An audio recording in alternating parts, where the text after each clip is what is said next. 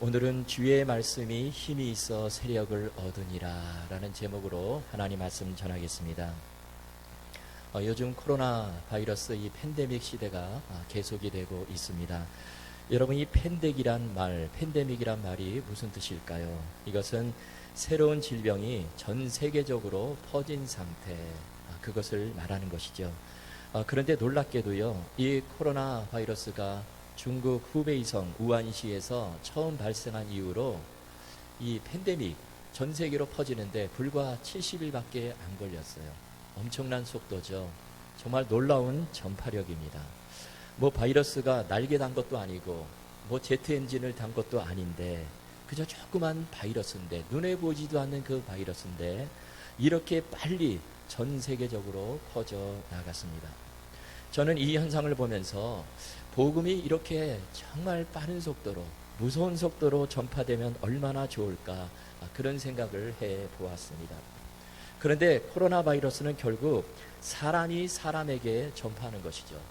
비말을 통해서 전파한다든지 악수를 해서 전파한다든지 이렇게 사람을 통해서 전파가 되는 것입니다.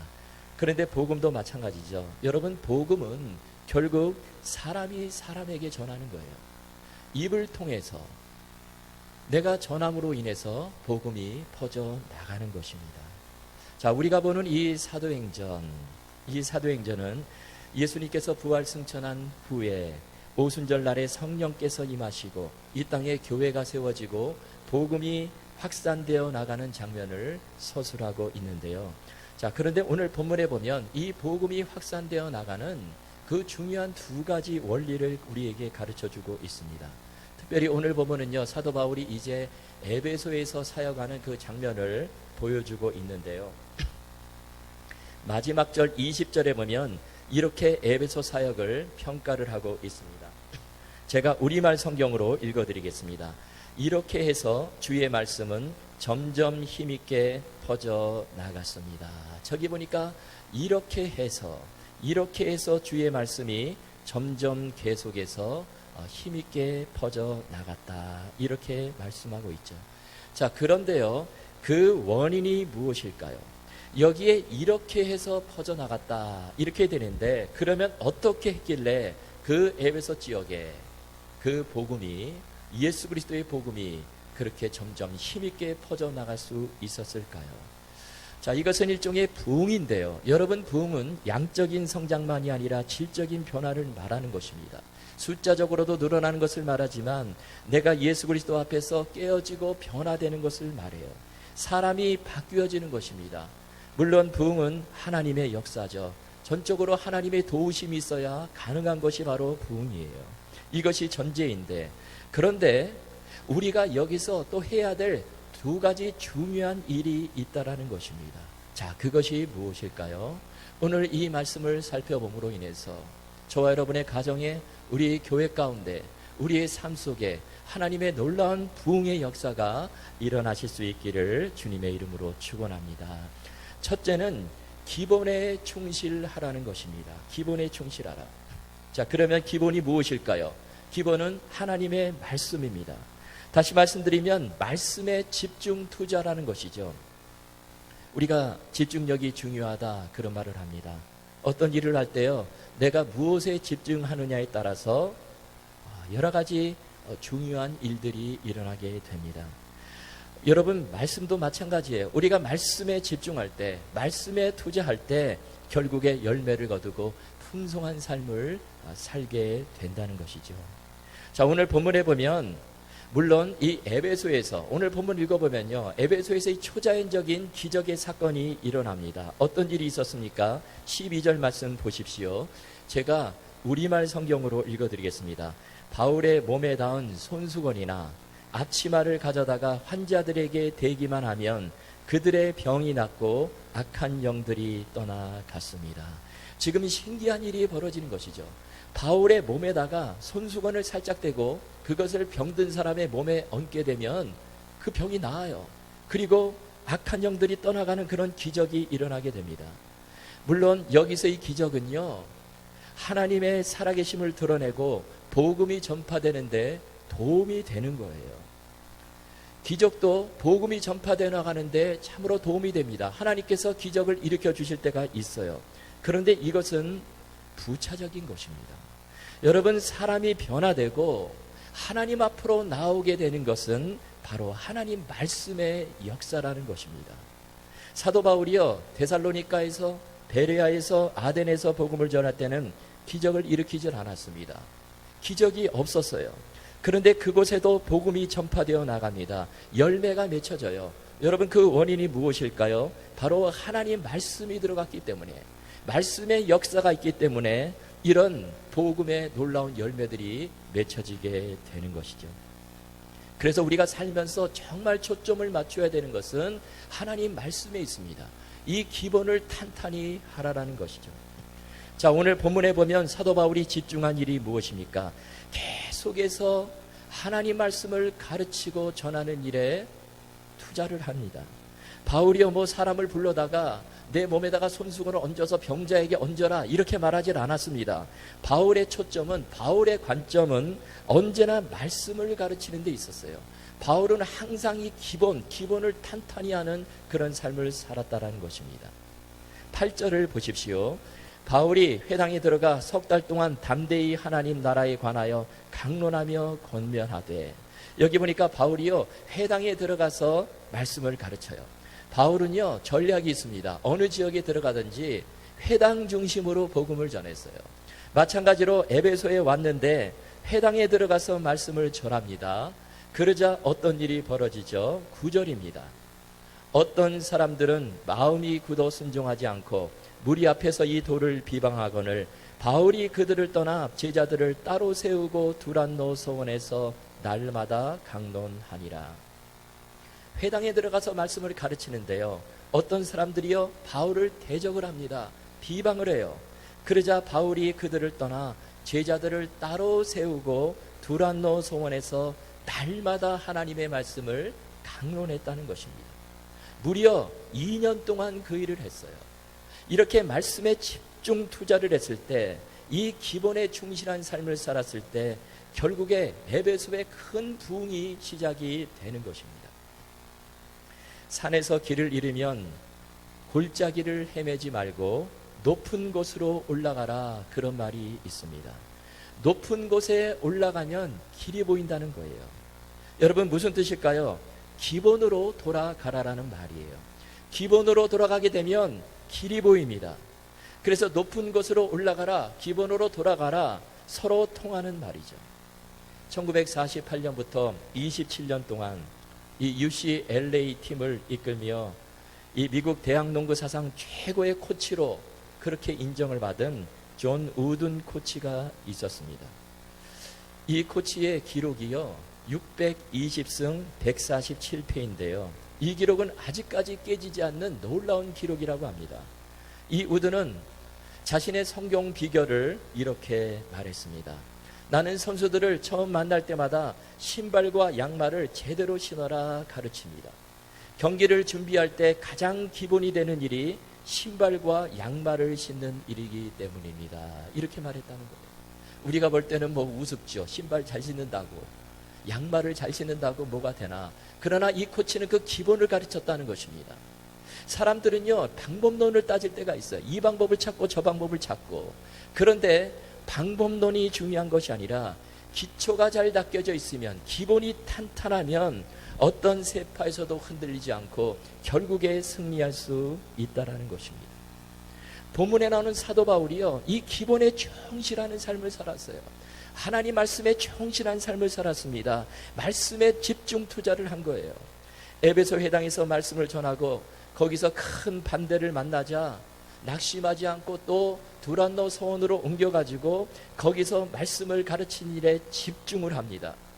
여기 두란노 소원이 나오는데요, 여러분 이름 많이 들으셨죠? 요즘은 기독교 서점 이름이 두란노예요. 자, 여기 두란노 소원이 나오는데요, 이 두란노는 사람의 이름으로 추정이 됩니다. 그래서 사람 이름이다, 그렇게 볼 수 있어요. 그리고 서원은 건물 이름인데요, 그래서 두란노 서원은 두란노라는 사람이 가진 소유한 건물이다, 그렇게 볼 수 있습니다. 그런데 이 서원이라는 단어를 헬라어 원어로 보면 그 뜻이 여가를 즐기다, 또 학교라는 뜻도 있습니다. 그래서 많은 학자들은 이 두란노 서원, 이 건물이요, 오전에는 무엇을 가르치는 학교로 사용을 했고, 또 오후에는 사람들이 휴식을 취하는 그런 건물이었을 것이다, 그렇게 추정을 합니다.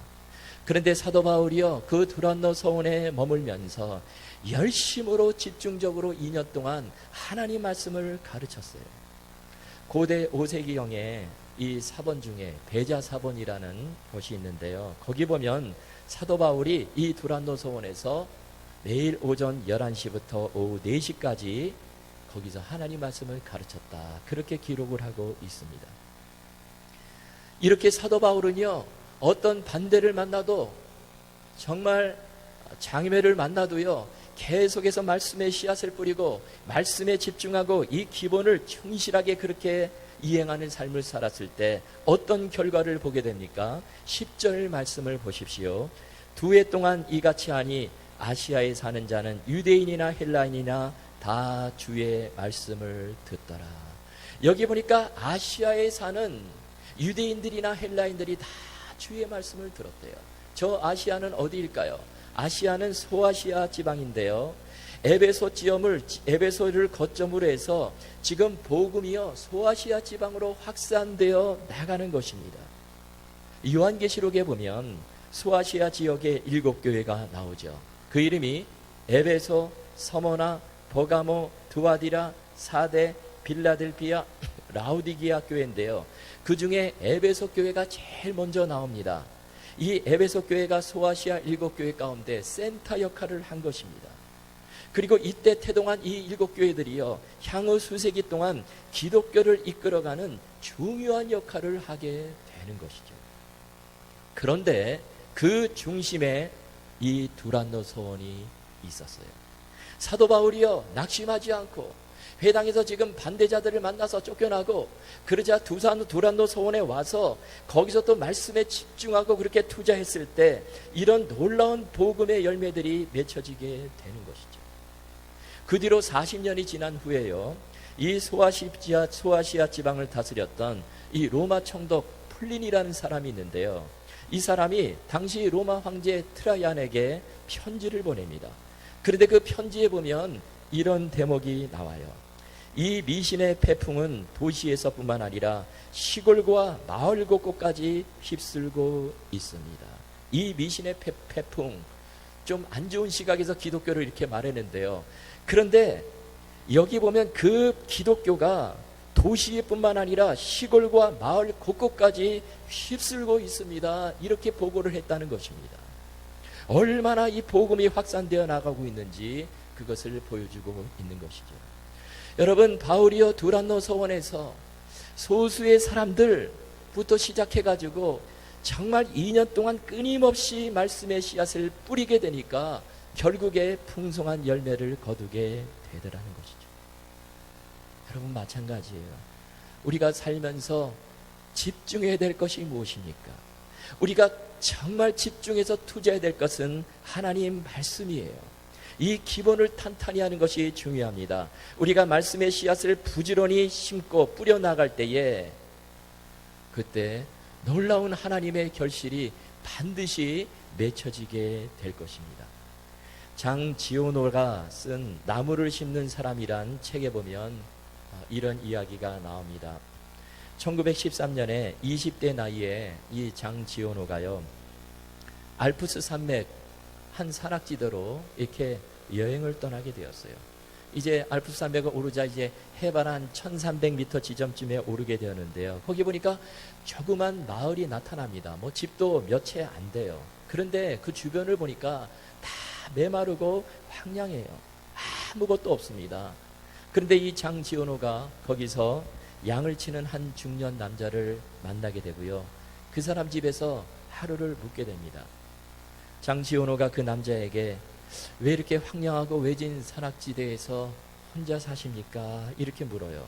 그러자 말하기를, 예전에는 내가 이 산 밑에서 농사를 짓고 살았는데 어느 날 아내도 죽고 아들도 죽고 그래서 이곳에 와서 이렇게 혼자 양을 치고 살고 있습니다. 그렇게 말했어요. 그런데 그 남자의 얼굴을 보니까요, 전혀 외로워 보이지 않고 평화로워 보입니다. 그런데 그 남자가 그 산악지대에서 하는 일이 있어요. 매일같이 하는 일이 있습니다. 그게 뭐냐면 하루에 도토리 100개를 날마다 심는 거예요. 계속해서 심습니다. 지금 메마르고 황량한 이 땅, 언젠가는 이곳에 숲이 우거지고 정말 그런 산의 모습을 바라보면서 매일 도토리 100알씩을 심었어요. 그 뒤로 30년이라는 세월이 흘렀습니다.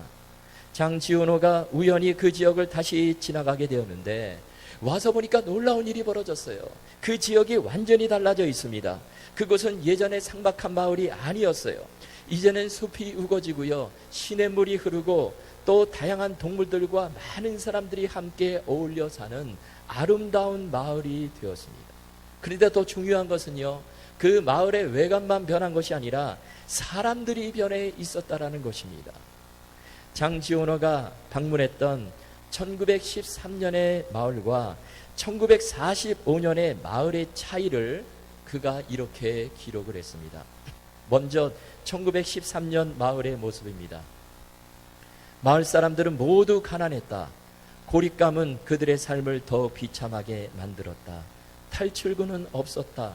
착실하게 살던 이들도 끔찍한 현실 앞에서 무너져 버렸다. 마을 사람들은 분노로 가득 차 있었고 모든 일에 경쟁했고 끊임없이 싸웠다. 자살이 전염병처럼 번지고 정신병마저 유행했다. 그들은 서로 미워하고 살았고 희망이라고는 조금도 보이질 않았다. 이것이 바로 장지원호가 기록한 1913년 마을의 모습입니다. 그런데 그 뒤로 한 중년 남자가요, 날마다 도토리를 심고 나무를 심고 그렇게 울창한 숲으로 변화된 1945년의 그 마을의 모습은 어떻게 달라졌을까요? 이렇게 기록을 합니다. 공기부터 달랐다. 예전에는 그토록 모질게 불어대던 메마르고 거친 바람은 사라지고 부드러운 산들바람이 나를 맞았다. 사람들이 만든 샘터에서 물소리가 들려왔다. 마을 사람들은 모여서 함께 공동작업을 하고 있었고 마을에 희망이 넘쳐났다. 사람들의 건강하고 티없는 웃음소리로 가득했고 그 마을은 누구나 살기를 꿈꾸는 그런 곳으로 변해 있었다. 매일 도토리를 심었는데요, 꾸준히 심었는데 그렇게 나무 심는 일에 투자를 했더니 다 죽어가던 마을이 살아나는 거예요. 서로 미워하고 싸우던 마을이 협력하고 웃음소리가 가득한 마을이 되고요, 정말 풍요롭고 아름다운 마을이 되었다라는 것입니다. 놀라운 부흥이 그 마을에 일어나게 된 것이죠. 여러분, 마찬가지입니다. 우리 삶 정말 지금 힘들고 어려운 시기 보내고 있는데요, 때로는 메마르죠. 삭막한 그런 현실을 우리가 살아가고 있는데 거기서 우리가 어떻게 이 부흥의 역사를 우리가 볼 수 있을까요? 그것은 계속해서 말씀을 붙잡는 것입니다. 말씀의 씨앗을 뿌려나가는 거예요. 이 기본을 탄탄히 하는 것입니다.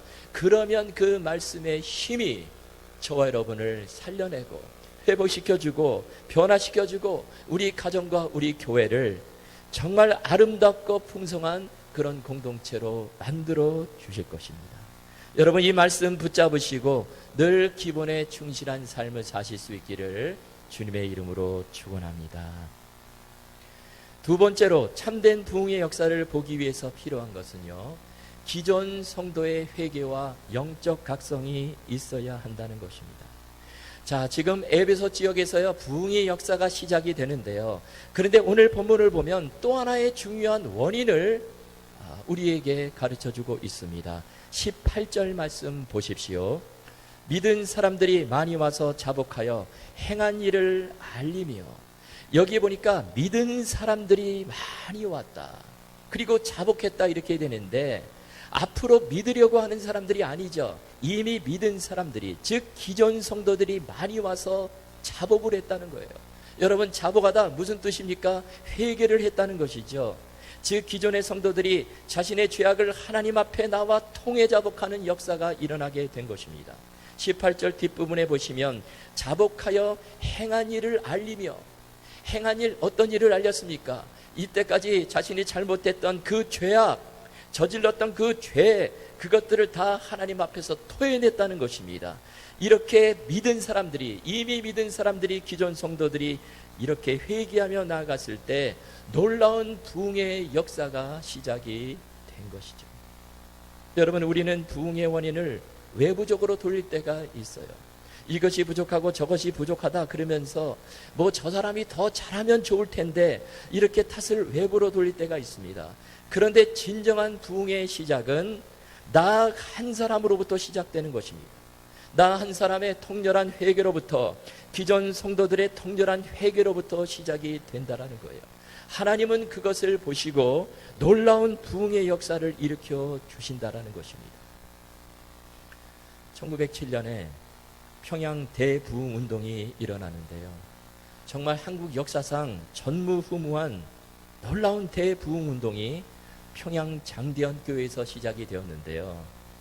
어떻게 이런 부흥 운동이 일어나게 되었을까요? 그 시작점이 바로 기존 성도들의 회개였습니다. 당시에 선교사들이 회개하고요, 장로님이 회개하고 성도들이 회개하고 그렇게 모두가 모여서 가슴을 치며 회개했을 때 바로 그 자리에서 성령의 불이 떨어지고요, 전무후무한 엄청난 부흥의 역사가 일어나게 되었다라는 것입니다. 당시 평양 장대현 교회 길선주 장로님, 나중에 목사님이 되셨는데요. 이 길선주 장로님, 그때 평양 장대현 교회에서 열린 이 사경회에서 그때 신자들 앞에서, 수많은 신자들 앞에서 이렇게 고백을 했습니다. 나는 아간과 같은 자입니다. 나 때문에 하나님이 복을 주실 수가 없습니다. 1년 전에 임종을 앞둔 친구가 나를 자신의 집에 불러 부탁을 했습니다. 길장로, 나는 곧 세상을 떠날 것 같소. 내 아내는 그만한 능력이 없으니 자네가 내 재산을 정리해주면 좋겠어. 나는 친구 부인의 재산을 이렇게 부탁을 받고 관리하던 중에 그만 욕심이 생겨가지고 그 친구 부인의 돈을 내가 사치를 해버렸습니다. 내가 하나님의 일을 이렇게 방해한 것입니다. 내가 이런 잘못을 저질렀습니다. 내일 아침에 내가 그 돈을 그 부인에게 돌려드리겠습니다. 이렇게 공개석상에서 회개를 한 거예요. 그러자 그 자리에 있던 신자들과 선교사들 모두 울음바다가 되고요, 새벽 2시까지 온 성도들이 앞다퉈서 자신의 죄를 회개하는 역사가 일어나게 된 것이죠. 뿐만 아니라 당시에 순포 일을 하던, 여기 순포는 오늘날 경찰인데요, 이 순포 방은덕이라는 사람이요, 들어보니까 웬 집회에서 사람들이 모여가지고 자기 죄를 다 이렇게 토설한다 그러니까 그곳에 가면 온갖 범죄자들을 한꺼번에 잡을 수 있겠구나, 이렇게 생각해가지고요, 이 순포 방은덕이 그 집회에 왔어요. 사람 잡으러 왔는데 거기서 이 사람이요, 변화가 되는 거예요. 잡으러 온 사람이 오히려 자신의 가슴을 치며 하나님 아버지, 내가 죄인입니다, 나를 용서해 주십시오, 이렇게 회개하는 일이 벌어지게 되었다라는 것입니다. 그래서 이런 회개 운동으로 말미암아 놀라운 성령의 역사가 일어나게 되고요, 대부흥 운동이 일어나게 되었어요. 여러분, 안 믿는 사람들, 우리가 전도해서 돌아오는 거 너무나 중요합니다. 그런데 마찬가지로 중요한 것은 이미 믿은 성도들이 회개하는 거예요. 저와 여러분이 하나님 앞에 회개하는 것입니다. 두 손 들고 하나님 앞으로 나오는 거예요. 지금 우리가 코로나 바이러스 이 팬데믹 시대를 지나가고 있는데요, 여기서 우리가 하나님 들려주시는 메시지를 붙잡아야 합니다. 바로 이 기간 동안에 하나님이 내게 들려주신 그 음성이 무엇인가, 그것은 내 가슴을 치며 하나님 앞에 회개하고 하나님, 나를 붙잡아 주십시오, 이렇게 주님 앞으로 나오라는 것입니다. 하나님은 그러한 우리들을 귀하게 보시고 회복시켜 주시고 우리를 풍성한 삶으로 인도해 주실 것입니다. 여러분, 부흥의 역사는 양적인 성장만을 의미하지는 않습니다. 정말 내 가슴을 치고 내가 변화되고 내가 영적으로 굳건하게 서는 거, 이것도 부흥인데, 여러분, 오늘 주신 이 말씀 붙잡으시고요, 우리가 이 말씀의 원리대로 사셔서 정말 저와 여러분의 가정과 우리 교회 가운데 우리 삶 속에 하나님이 부어주시는 놀라운 부흥의 역사 맛보며 감사하며 찬송하며 이 축복의 길을 다 걸으시는 저와 여러분 다 되실 수 있기를 주님의 이름으로 축원합니다.